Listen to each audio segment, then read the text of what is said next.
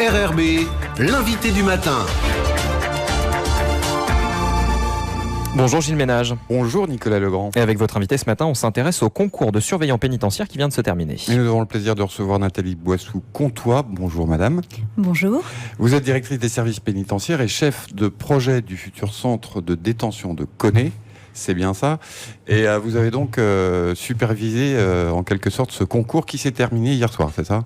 Oui, c'est exact. Le concours pour le recrutement de surveillants et de surveillantes pénitentiaires s'est achevé hier soir. Les épreuves orales se sont terminées. Pour mémoire, le concours avait débuté avec les épreuves écrites le 13 janvier. Nous avions eu 1350 candidats qui s'étaient présentés, qui avaient composé.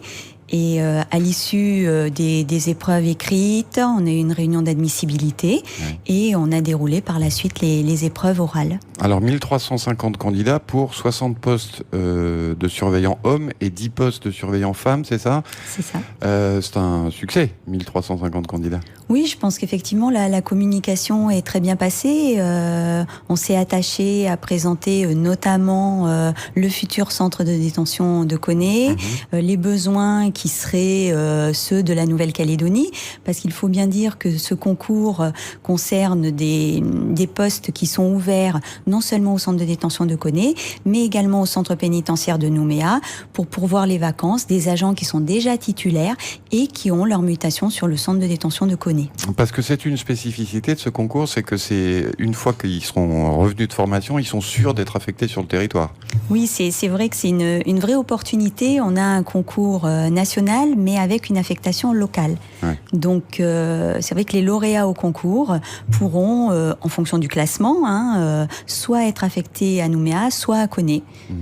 Alors, les épreuves, parlons-en un petit peu. C'était quoi le contenu de toutes ces épreuves ?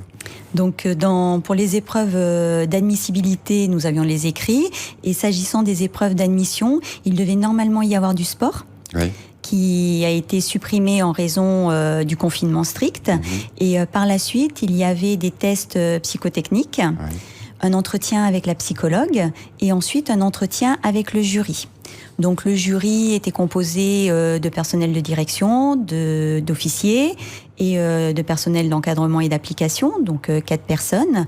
Et le candidat se présentait soit pour un entretien classique, soit en s'appuyant, s'il avait une expérience professionnelle dans le domaine de la sécurité, sur la présentation d'un dossier sur son expérience et sur la validation de ses acquis professionnels. Alors qu'est-ce que vous cherchez chez les candidats ? C'était quoi la recherche ? C'est quoi un bon surveillant de prison ? Quelles sont les qualités qu'il faut avoir, selon vous ?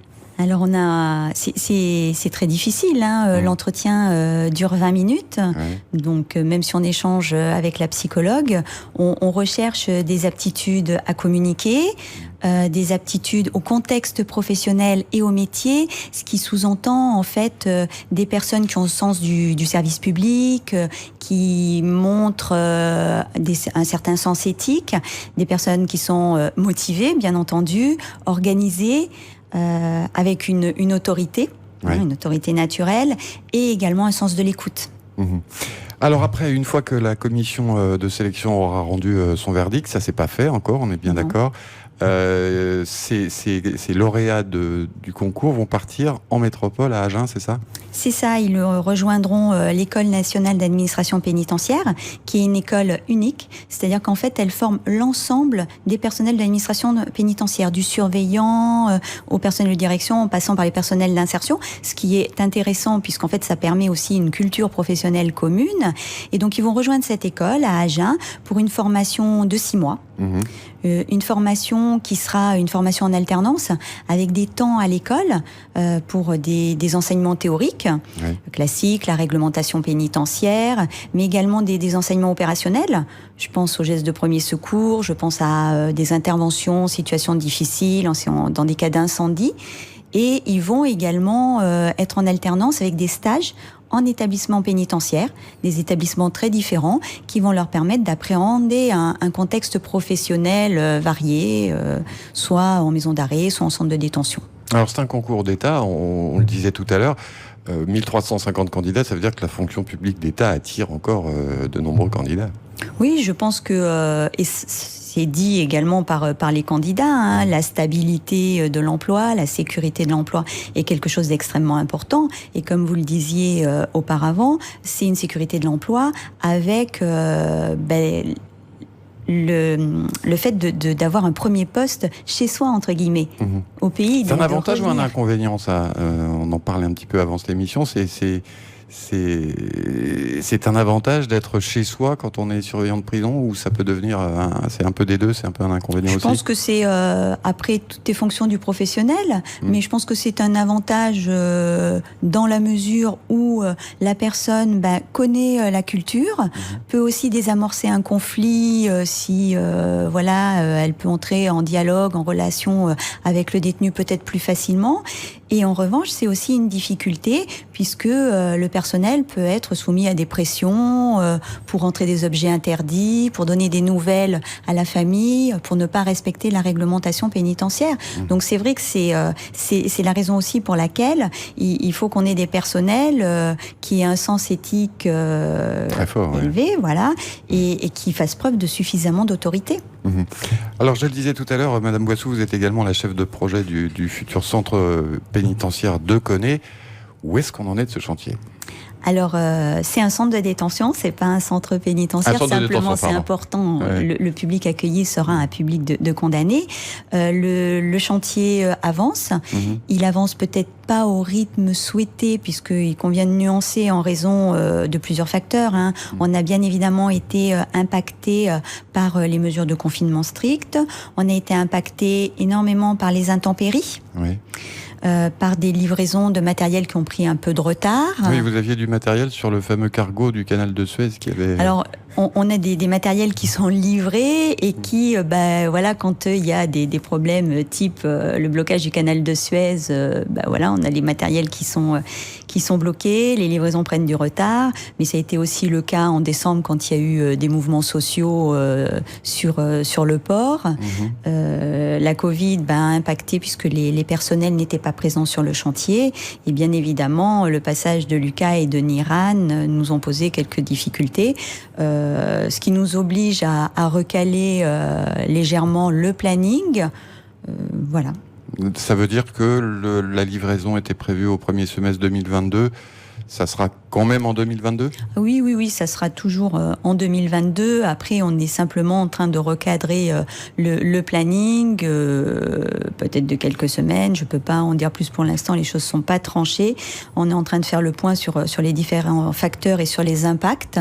Mais pour l'instant, on est toujours effectivement pour une livraison en 2022. Un dernier mot peut-être pour rappeler la vocation de ce centre de Koné.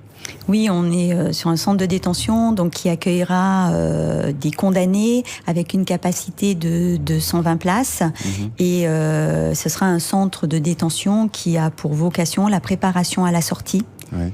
Donc avec une structure adaptée et surtout des programmes permettant aux détenus de préparer très en amont leur projet de sortie pour que l'on ne se retrouve pas avec une sortie sèche de personnes qui n'ont pas de relais en termes familial ou en termes professionnels et en termes d'insertion. Ce qui nous oblige à travailler de concert avec l'ensemble des partenaires institutionnels ou associatifs. Ça veut dire que ça peut s'adresser par exemple à des détenus qui ont purgé des longues peines et ça serait une sorte de sas avant de retrouver la liberté?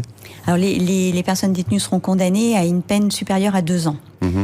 Donc on peut avoir des personnes qui vont aller jusqu'au bout de leur peine, mais en préparant la sortie via une formation professionnelle, via une certification, via un travail, où on peut également avoir des personnes détenues qui arriveront peut-être avec une peine assez longue, mais qui bénéficieront d'aménagement de peine.